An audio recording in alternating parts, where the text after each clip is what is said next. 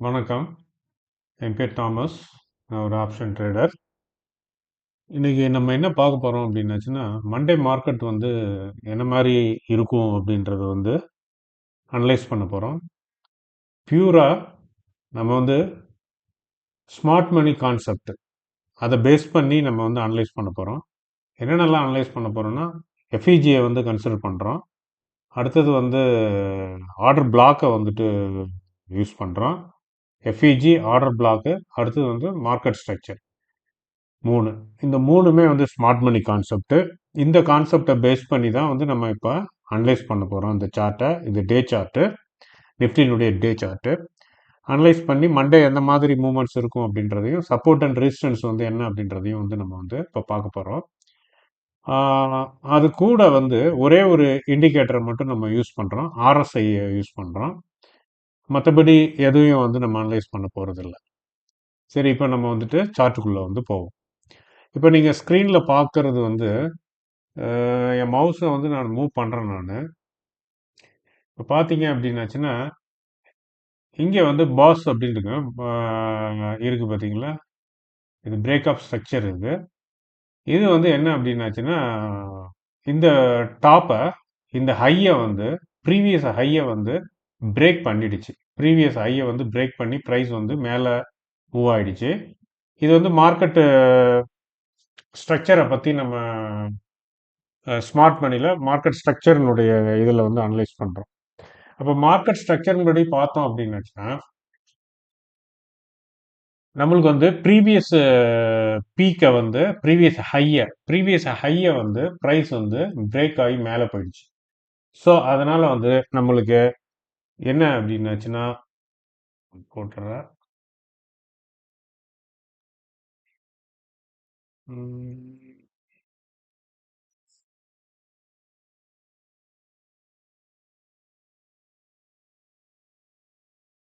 Okay,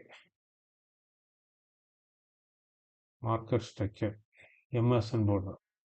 MS படி market ஸ்ட்ரக்சரின் படி பார்த்தோம் அப்படின்னாச்சுன்னா, இது வந்து புல்லிஷ். மேலே ஹேரோ மார்க் போட்டாச்சு. அடுத்தது நம்ம என்ன பார்க்க போறோம் அப்படின்னாச்சுன்னா, ஆர்டர் பிளாக் ஓபி. ஓபியை இப்போ பார்ப்போம். ஓபியை பார்க்கறதுக்காக நான் என்ன பண்ணுறேன், எஃப்இஜியை வந்து நான் ஆஃப் பண்ணிடுறேன்.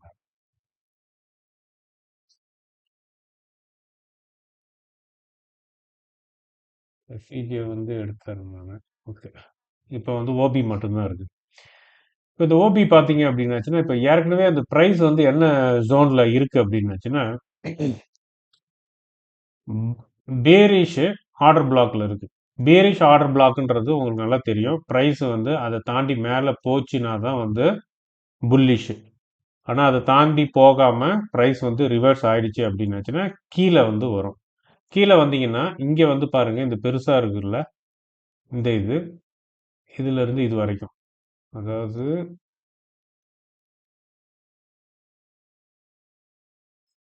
இந்த இது வந்துட்டு இந்த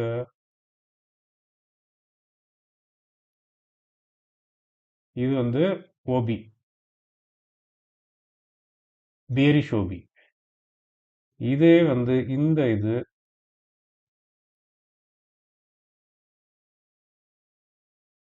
ஓபி, ஆனால் வந்து புல்லிஷ் ஓபி. புல்லிஷ் ஓபி நான் இப்படி போட்டுக்கிறேன், பேரிஷ் ஓபின்றத இப்படி போட்டுக்கிறேன். இப்போ எங்க இருக்கு அப்படின்னாச்சுன்னா, ஆர்டர் பிளாக் பிரகாரம் பார்த்தோம் அப்படின்னாச்சுன்னா, பேரிஷ் ஓபியில் வந்துட்டு ப்ரைஸ் இருக்கு.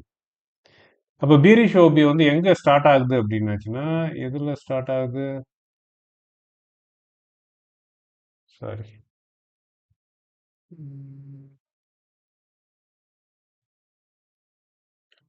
24,192, 190ன்னு வச்சுக்கோங்க. 24,190. இப்போ 24,190 வந்து ஸ்டார்ட் ஆகுது. இது வந்து அழைச்சிருந்தாலும் நான் டெக்ஸ்டே போட்டுக்கிறேன்.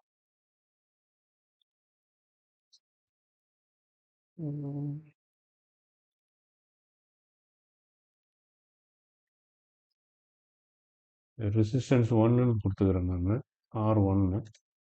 R1 வந்து எவ்வளோ அப்படின்னாச்சுன்னா 24,190 ரெசிஸ்டன்ஸ் ரேஞ்சு.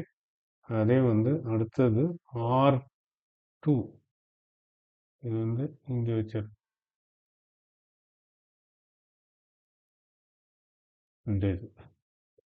அடுத்தது வந்து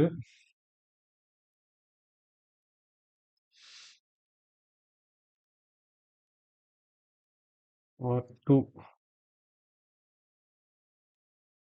R2 என்ன அப்படின்னாச்சுன்னா 24,800. 24,800.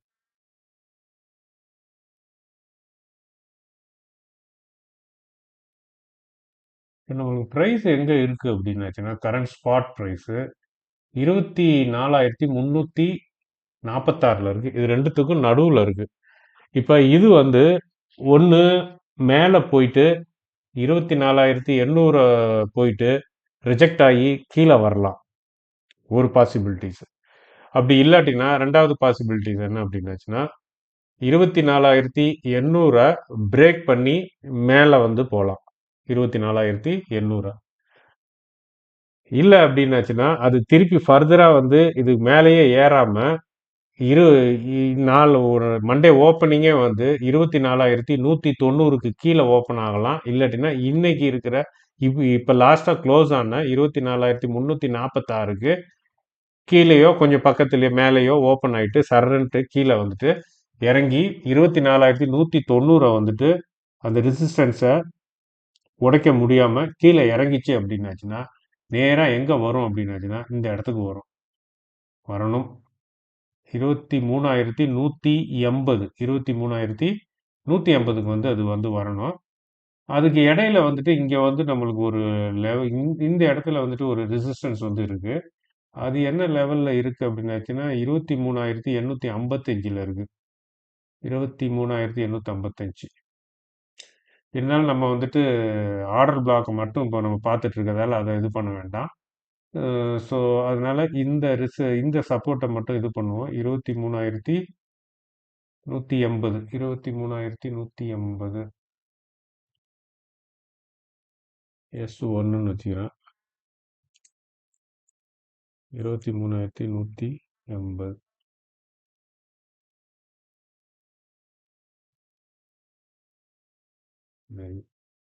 அடுத்தது அதை விட்டோம் அப்படின்னாச்சுன்னா இங்கே இருக்கு ஆர்டர் பிளாக். எஸ், ஏன்னா இதோட நிறுத்திக்கும், S1ஓட நிறுத்திக்கும். ஓகே, நம்ம இப்போ இதை வந்து பார்த்தாச்சு. இப்போ இது எல்லாமே வந்து ஆர்டர் பிளாக் பேஸ் பண்ணி இதை எடுத்துட்டு இப்போ என்ன பண்ண போகிறோம் அப்படின்னாச்சுன்னா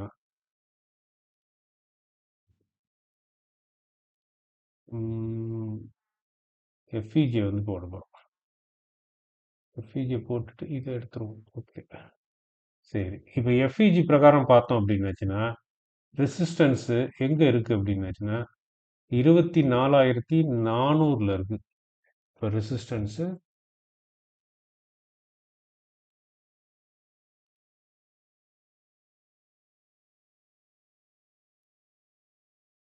R1ஏன்னு போட்டுக்கிறேன். R1ஏன்னு போட்டுக்கிறேன். ஏன்னா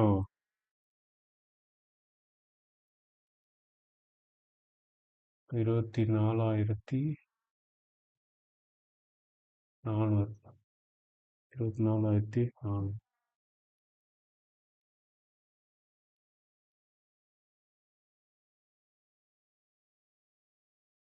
ஓகே, அடுத்த ரெசிஸ்டன்ஸ் எங்கே இருக்குது அப்படின்னாச்சுன்னா 24,600, 24,600.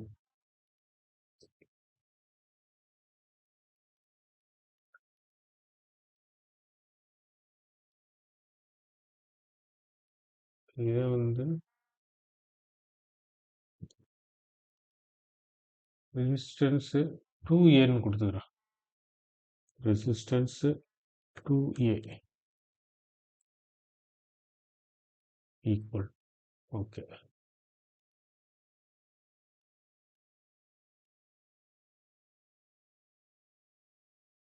கொஞ்சம் மேலே போட்டுக்கிறோம். ஓகே.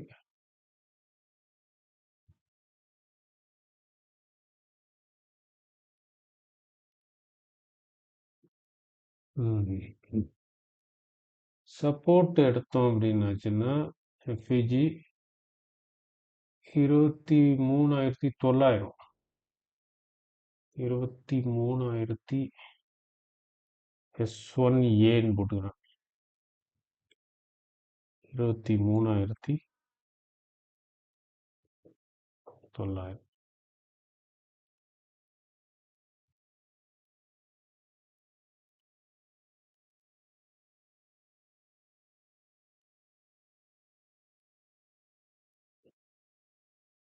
இந்த R2A ஏன்னு வர்றது எல்லாமே வந்து எஃப்இஜியை பேஸ் பண்ணியது.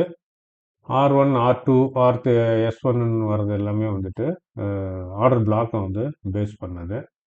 ஏற்கனவே நம்ம வந்து ஒன்று பார்த்துட்டோம். எம்எஸ்பி வந்து நம்மளுக்கு என்ன சொல்லுது அப்படின்னாச்சுன்னா புல்லிஷ். அடுத்தது நம்மளுக்கு ஆர்டர் பிளாக் ஓபி என்ன சொல்லுது அப்படின்னாச்சுன்னா ஸ்ட்ராங் ரெசிஸ்டன்ஸ்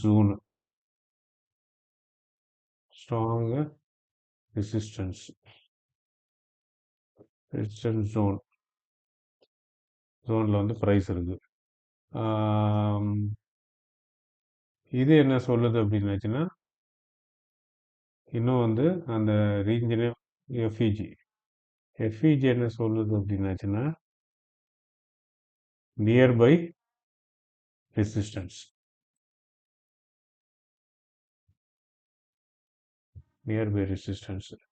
ஆர்எஸ்ஐ என்ன சொல்லுது அப்படின்னாச்சுன்னா ஆர்எஸ்ஐ கீழே பார்ப்போம். ஆர்எஸ்ஐ வந்து புல்லிஷ்.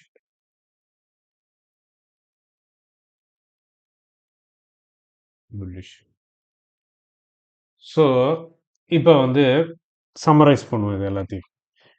இப்போ என்ன அப்படின்னாச்சுன்னா ஃபஸ்ட்டு ரெசிஸ்டன்ஸ் எதை எடுத்துக்கிட்டோம்னா 24,190. ஆனால் அந்த 190க்கு மேலே தான் இருக்குது. ப்ரைஸ் வந்து 346 இருக்குது. 46 க்ளோஸ் ஆகிருக்கு. அதனால் அதை விட்டுருவாங்க.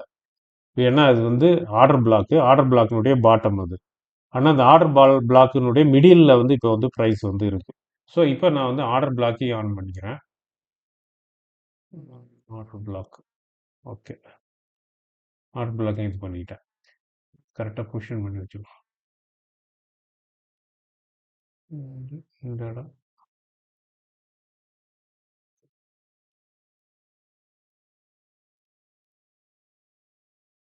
ஓகே. அப்போ இந்த இது இருக்குது பார்த்தீங்களா, இது வந்து ரெசிஸ்டன்ஸ் ஒன்னுன்னு இருக்கு பாருங்க, R1ன்ட்டு. அது 24,190. அது ஆர்டர் பிளாக்கினுடைய பாட்டம். ஆர்டர் பிளாக்கினுடைய டாப் என்ன அப்படின்னாச்சுன்னா 24,800. ஸோ அந்த 24,190க்கும் 24,800க்கும் இடையில வந்து இப்போ ப்ரைஸ் இருக்கு. அப்போ என்னன்னா ப்ரைஸ் வந்து ஆர்டர் பிளாக்குக்கு உள்ள இருக்கு. அப்போ உள்ள இருக்கு அப்படின்னாச்சுனாலே அது வந்து ஒரு ரெசிஸ்டன்ஸ். அதுவும் வந்து என்ன ஆர்டர் பிளாக்னா அது வந்து bearish order black. So bearish order பிளாக்ல பொதுவாக வந்து ப்ரைஸ் வந்து என்ன ஆகும்னா ரிஜெக்ட் ஆகி கீழே இறங்கும். ஸோ அந்த ஒரு ஜோனில் வந்துட்டு அது வந்து போராடிட்டு இருக்கு. கீழே இறங்காம நான் மேலே தான் போவேன் அப்படின்னு சொல்லிட்டு போராடுது. ஏன்னா மார்க்கெட் ஸ்ட்ரக்சர் வந்து சேஞ்ச் ஆகி புல்லிஷில் இருக்கு. ஆர்எஸ்ஐயும் வந்து புல்லிஷில் இருக்கு. இது ரெண்டுமே புல்லிஷில் இருக்கிறதால ஒரு ஸ்ட்ராங்கான ஒரு அப்சைடு மொமெண்டமும் இருக்கு. ஆனால் அதே நேரத்தில் ஒரு ஸ்ட்ராங்கான ஒரு எதிர்ப்பும் அங்கே இருக்கு. இது எந்த அளவுக்கு வந்துட்டு ஃபோர்ஸாக மேலே ஏறணும்னு நினைக்குதோ ப்ரைஸு, அதே அளவுக்கு அதை ஏற விடாமல் தடுக்கிற ரெசிஸ்டன்ஸும் ரொம்ப ஹெவியாக இருக்குது. அதனால இந்த ஜோன் வந்துட்டு ஒரு கிரிட்டிக்கலான ஜோனு. ஒன்று இதை உடச்சிட்டு மேலேயும் போகலாம், இல்லை வந்து கீழேயும் இறங்கலாம். அந்த மாதிரியான ஒரு கட்டத்தில் வந்துட்டு இப்போ ப்ரைஸ் இருக்குது. ஸோ அப்போ வந்து ஆர்டர் பிளாக்கு பாட்டமை வந்து டச் பண்ணி உடச்சிக்கிட்டு மேலே போயிடுச்சு. மேலே போனது வந்து இன்னும் மேலே 24,800 வரைக்கும்லாம் போகல. இன்னும் மிடில் வந்து போராடிட்டு இருக்கு. அப்போ என்ன இதில் இருக்குன்னா 24,346 இருக்கு. அது மேலே போகணுன்னா 24,800 தாண்டி போகணும். அது போதுமா போகலையான்றது தெரியல. ஒருவேளை இதனுடைய எதிர்ப்பை வந்து இந்த ரெசிஸ்டன்ஸை வந்து தாக்கு பிடிக்க முடியாம திருப்பி 24,190க்கு கீழே வந்து இறங்கி வந்துருமா, அதாவது 200ன்னு வச்சுங்க, 24,200க்கு கீழே இறங்குமா அப்படின்றதையும் நாளைக்கு வந்து நம்ம வந்து பார்க்கணும். அப்ப அடுத்து இது எஃப்இஜில பார்த்தோம் அப்படின்னாச்சுன்னா 24,400ம் 24,600ம் இந்த ரேஞ்ச் வந்து ஒரு ஸ்ட்ராங்கான ரெசிஸ்டன்ஸ் ரேஞ்ச். ஸோ இதை வந்து தாண்டி அது போகணும். 24,400 தாண்டணும், அடுத்து 24,600 தாண்டணும், அடுத்து 24,800 தாண்டணும். இதெல்லாம் தாண்டினா தான் அது வந்து ஒரு ஃப்ரீ ஜோனுக்கு வந்து வரும். அது வரைக்கும் இது வந்து ஒரு ஸ்ட்ரகிளான ஒரு கிரிட்டிக்கலான ஜோன்ல வந்துட்டு இப்போ ப்ரைஸ் வந்து இருக்கு. ஓகேங்களா? ஓகே. இப்போ ப்ரைஸ் வந்து ஒரு ஆர்டர் பிளாக்னுடைய பாட்டம் உடைச்சிட்டு மேலே உள்ள பூந்துருச்சு. ஆனால் இதை வந்துட்டு எஃப்இஜியை வந்துட்டு உடைச்சிட்டு உள்ள போயிட்டு திருப்பி தாக்கு பிடிக்க முடியாமல் திருப்பி ரிவர்ஸ் ஆகி கீழே வந்துருச்சு. ஏன்னா எஃப்இஜியினுடைய ஸ்டார்டிங்கே வந்து 24,400. அதில் இருந்து அது வந்து 24,600 வரைக்கும் இருக்கு எஃப்இஜி. ஸோ இந்த ரேஞ்சை வந்து அது உள்ளே போச்சு. ஆனால் திருப்பி ரிட்டர்ன் ஆயிடுச்சு. ரிட்டர்ன் ஆகி கீழே வந்துருச்சு. 400க்கு கீழே வந்து 346ல் வந்துட்டு க்ளோஸ் ஆயிருக்கு. ஸோ இது மறுபடியும் வந்து அதை ரீடெஸ்ட் பண்ணி அந்த எஃப்இஜியை வந்து பிரேக் பண்ணுறதுக்கு முயற்சி பண்ணுமா, அதாவது 24,600 தாண்ட முயற்சி பண்ணுமா அப்படின்றது ஒரு பெரிய ஒரு கொஷின் மார்க். 24,600 அது அப்படி தாண்டிடுச்சுனாலும் அது ஃப்ரீ ஆனதா அர்த்தம் இல்லை. ஏன்னா ஸ்டில் அது வந்து ஆர்டர் பிளாக்ல தான் இருக்கு. ஆர்டர் பிளாக்குக்கு உள்ள தான் வந்து ப்ரைஸ் இருக்கு. அதுவும் வந்து பீரிஷ் ஆர்டர் பிளாக்குக்கு உள்ள. அப்போ ஒரு ஸ்ட்ராங்கான ரெசிஸ்டன்ஸ் இருக்கு. ஆனால் இந்த 24,400 24,600 வந்து ரெண்டு பேர், ஒரு சைடு எஃப்இஜி, இன்னொரு சைடு வந்து ரெண்டும் ஓவர்லாப்.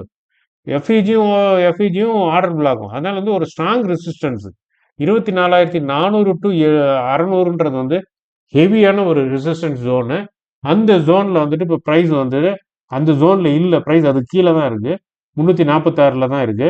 நாளைக்கு வந்து அதை டெஸ்ட் பண்ணுதா, அதாவது நாளைக்கு இல்லை, சாரி, மண்டே நெக்ஸ்ட் இதில் டெஸ்ட் பண்ணுதா என்ன அப்படின்றத வந்து பார்ப்போம்.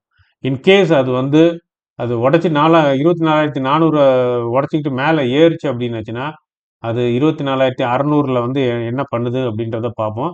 ஆனால் அவ்வளோ சீக்கிரத்தில் வந்துட்டு அது சுலபமாக போகுமா என்னன்றது தெரில. ரொம்ப நம்ம இப்போ இந்த சார்ட்டை வச்சு பார்க்குறப்ப ரொம்ப வெரி வெரி டஃப்பான ஒரு ஜோன் இது. இன்கேஸ் அது ஒன்றும் முடியல அப்படின்னாச்சுன்னா சடனாக அது வந்து ப்ரைஸ் வந்து 24,200க்கு கீழே இறங்க ஆரம்பிச்சிடும். 24,200க்கு கீழே இறங்கிச்சுனால உங்களுக்கு அது திருப்பி அதனுடைய பயணம் வந்து எதை நோக்கி இருக்கும்னா புல்லிஷ் ஆர்டர் பிளாக் நோக்கி இருக்கும். புல்லிஷ் ஆர்டர் பிளாக் எங்க இருக்குன்னா 23,900ல இருக்கு. அப்போ 24,200 வந்து பிரேக் டவுன் ஆகி ப்ரைஸ் கீழே இறங்கிச்சு அப்படின்னாச்சுன்னா ஸ்ட்ரைட்டா 23,900 அதுதான் வந்து ஒரு ஆர்டர் பிளாக்னுடைய ஸ்ட்ராங்கான ஒரு சப்போர்ட் ஜோன்.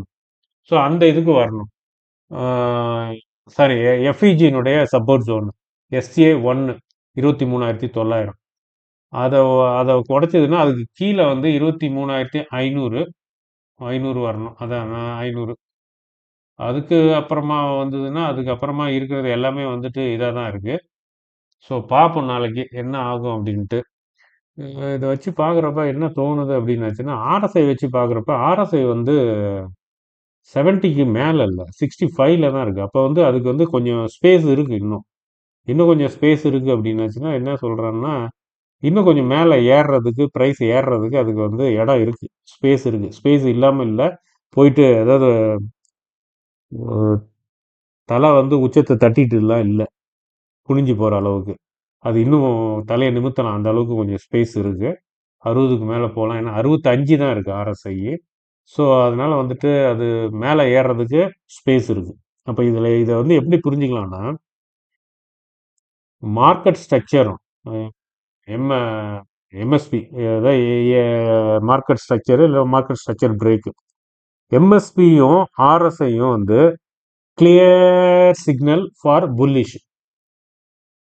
அது கிளியராக ஒரு சிக்னலில் இருக்குது, அது புல்லிஷுக்கு. ஸோ அந்த மாரி தான் இருக்குது. ப்ரைஸ் வந்து ஒரு முன்னாடி ஓடுற ஒரு குதிரை தான் அது, அதில் எந்த ஒரு மாற்று கருத்தும் இல்லை. ஆனால் என்னன்னா எதிரில் வந்து எதிர்ப்பு ரொம்ப அதிகமாக இருக்குது. அதை தாண்டி அது போகுமா அப்படின்றது தான் இப்போ ஒரு பெரிய ஒரு கொஷின் மார்க்காக இருக்குது. இதான் வந்து கிரிட்டிக்கல் ஜோன் இது. பார்ப்போம் நாளைக்கு மண்டே என்ன ஆகுது அப்படின்ட்டு. இது எடுத்த நம்ம மார்க்கெட் வந்து ரெகுலராக வாட்ச் பண்ணுறவங்களுக்கு தெரியும். ஏறுறதுன்னா அது ப்ரீ மார்க்கெட்லேயே ஏறிடுது அது. அது அதனால வந்துட்டு நம்ம ஒன்றுமே பண்ண முடியாத ஒரு சுச்சுவேஷனாக இருக்குது. ரெண்டாவது, நான் ஏற்கனவே ஒரு வீடியோலாம் ஒன்று போட்டேன் நான். அந்த வீடியோவில் வந்து 10 மணிக்கு மேலே வந்து உங்களை ட்ரேட் பண்ணுற மாதிரி நான் சொல்லியிருந்தேன். ஆனால் இப்போ இருக்கிற மார்க்கெட் ட்ரெண்டை பார்த்தோம் அப்படின்னாச்சுன்னா 10 மணிக்குள்ளே எல்லாத்தையும் முடிச்சிடுறானுங்க. அது ஏறுறது ஏறிடுது, இறங்குறது இறங்குறது அந்த மாரி கொஞ்சம் நல்லா போயிட்டு இருந்தது. நேற்று தான் கொஞ்சம் டிஃப்ரெண்ட்டாக இருந்தது ஃப்ரைடே. மற்றபடி வந்து ஒரே இது கேப் அப்பில் ஏறுது, இல்லை கேப் டவுனில் ஏறுது. அதுக்கப்புறம் அது அவ்வளோ சீக்கிரத்தில் ஏற மாட்டேங்குது.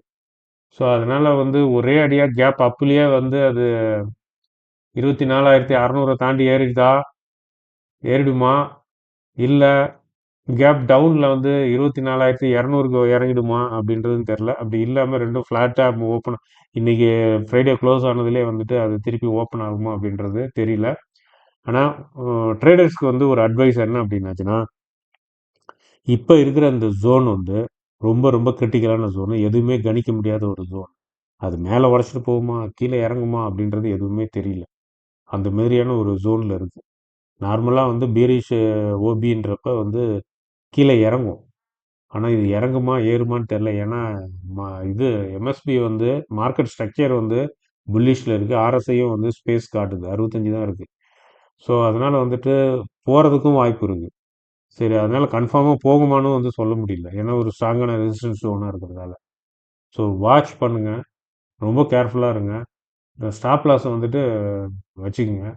24,600க்கு மேலே வந்து போகுது அப்படின்னாச்சுன்னா நீங்கள் ஏதாவது பொசிஷன் எடுக்க பாருங்கள். அதாவது கால் ஆப்ஷனோ இல்லை லாங் பொசிஷன் அப்சைடு. இல்லை அது வந்து திணறுது, 24,400 தாண்டறதுக்கே அது வந்து திணறி கீழே இறங்குது அப்படின்னாச்சுன்னா பார்த்துட்டே இருங்க. 24,200க்கு கீழே இறங்குது அப்படின்னாச்சுன்னா ஷார்ட் பொசிஷனுக்கு நீங்கள் வந்துட்டு ட்ரை பண்ணலாம். அது நீங்கள் ஷார்ட் எடுக்கிறீங்களோ இல்லை புட் ஆப்ஷன் வாங்குறீங்களோ அது வந்து ட்ரை பண்ணலாம். ஆனால் ரொம்ப கேர்ஃபுல்லாக இருங்க. இருக்கிறது வந்து கிரிட்டிக்கல் ஜோன். அதனால் ப்ரைஸ் வந்து எப்படியும் வந்து அப்படி இப்படின்னு மூவ் ஆகலாம். ஸ்டாப் லாஸ் வந்து போடாமல் வந்து ட்ரேட் பண்ணாதீங்க. இப்போ ஸ்டாப் லாஸ் வந்து அட்லீஸ்ட் வந்து நீங்கள் வந்து நிஃப்டிலாம் வந்து எடுத்தீங்க, ஆப்ஷன்லாம் எடுத்தீங்க அப்படின்னாச்சுன்னா 10லாம் போட்டிங்கன்னா உங்களுக்கு வந்து ஈஸியாக வந்து ஸ்டாப் லாஸ் வந்து அடி வாங்கிடும். அதனால் 15 போடுங்க. 15ன்றது வந்து ஒரு நாமினலாக இருக்கும். 15 வந்து எப்போ வந்து உங்களுக்கு கரெக்டாக இருக்கும் அப்படின்னாச்சுன்னா, நீங்கள் போயிட்டு இருக்கிறதுலே ஹையில் போய் வாங்கிட்டு 15 போட்டிங்கன்னா இல்லை, இருக்கிறதுலே அந்த புல் பேக்கில் தான் எடுக்கணும் உங்களுக்கு. நீங்கள் மேலே ப்ரைஸ் ஏறினதுக்கு அப்புறமா நீங்கள் போட்டுட்டு அது இறங்குற டைமில் இறங்குச்சுன்னா சர்ன்னு 25 பாயிண்ட்லாம் வந்து இறங்கிடும். ஸோ அந்தமாரி வந்துட்டு இதில் நீங்கள் கரெக்டான ஒரு என்ட்ரி கொடுத்தீங்கன்னா, உங்கள் என்ட்ரி கரெக்டாக இருந்ததுன்னா 15ன்றது ஸ்டாப் லாஸ் வந்து கரெக்டாக இருக்கும் உங்களுக்கு. அதுக்கப்புறம் நீங்கள் ப்ரைஸ் மூவ் ஆக நீங்கள் ட்ரைலிங் ஸ்டாப் லாஸ் வந்து போட்டு மூவ் பண்ணிக்கலாம். இல்லைன்னா மேனுவலாகவும் நீங்கள் மூவ் பண்ணி அப்படியே மேலே நவுத்திக்கிட்டே போயிடுங்க உங்கள் ஸ்டாப் லாஸை. அதே போல் கீழேயும் வந்து அது 24,200 கீழே போகுது அப்படின்னாச்சுனாலே நீங்கள் வந்து புட் ஆப்ஷன் எடுக்கிறீங்க அப்படின்னாச்சுன்னா ஒரு கரெக்டான ஒரு பொசிஷனில் என்ட்ரு ஆனால் நான் சொல்கிறது உங்களுக்கு புரியுதுன்னு நினைக்கிறேன். நீங்கள் என்ட்ரியே தப்பாக கொடுத்துட்டீங்கன்னு வச்சுங்க. நீங்கள் அதாவது எப்படின்னா இப்போது நீங்கள் மேலே கால் ஆப்ஷன் வாங்கணும் அப்படின்னாச்சுன்னா புல் பேக்கில் வந்துட்டு எடுக்கணும். இப்போ அதாவது மா மார்க்கெட் வந்து அப்படி இறங்கிட்டு ஏறும் பார்த்தீங்களா, அப்படி இறங்குற இடத்துல இல்லை இறங்கிட்டு அப்படி ஏறுற இடத்துல டக்குன்னு கால் ஆப்ஷன் வாங்கணும். அதுதான் வந்து கரெக்டான என்ட்ரி. அந்த மாரி என்ட்ரி நீங்கள் கொடுத்தீங்கன்னா 15 ஸ்டாப் லாஸ் வந்து பிரச்சனை இல்லை. நீங்கள் அப்படியே மூவ் பண்ணி அப்படியே போயிடலாம். நீங்கள் வந்து ப்ராஃபிட் பார்க்கலாம். அது இறங்கிட்டு ஒரு முக்கால் தூரம் ஏறின பின்னாடி இன்னும் ஏறுறதுக்கு ஒரு காவாசி தான் இருக்கிற நேரத்தில் போயிட்டு நீங்கள் கால் ஆப்ஷனை வாங்கினீங்கன்னு வச்சுக்கோங்க, அது என்ன ஆகும், அது கொஞ்ச நேரத்தில் ரிவர்ஸ் ஆக போகுது. அப்போன்றப்போ உங்கள் 15 நீங்கள் ஸ்டாப் லாஸ்லாம் போட்டிருந்தீங்கன்னா அதெல்லாம் அடிச்சுட்டு போயிடும். அது உங்களுக்கு லாஸ்ட்டில் போய் முடிஞ்சிடும். அதனால் என்ட்ரி வந்து ரொம்ப ரொம்ப முக்கியம். என்ட்ரியை பேஸ் பண்ணி தான் உங்கள் ஸ்டாப் லாஸே ஒர்க் ஆகுதா ஒர்க் ஆகாதான்றதை சொல்ல முடியும். நீங்கள் என்ட்ரியே ராங் என்ட்ரி கொடுத்துட்டு அதுலேருந்து ஒரு 15 பாயிண்ட் வச்சிங்க அப்படின்னாச்சுன்னா சரி வராது. அதனால் நல்லா கேர்ஃபுல்லாக பார்த்துங்க அதை. பார்த்துட்டு பார்ப்போம் நம்ம என்ன ஆகுது அப்படின்றத. ஓகே, மண்டே பார்ப்போம்.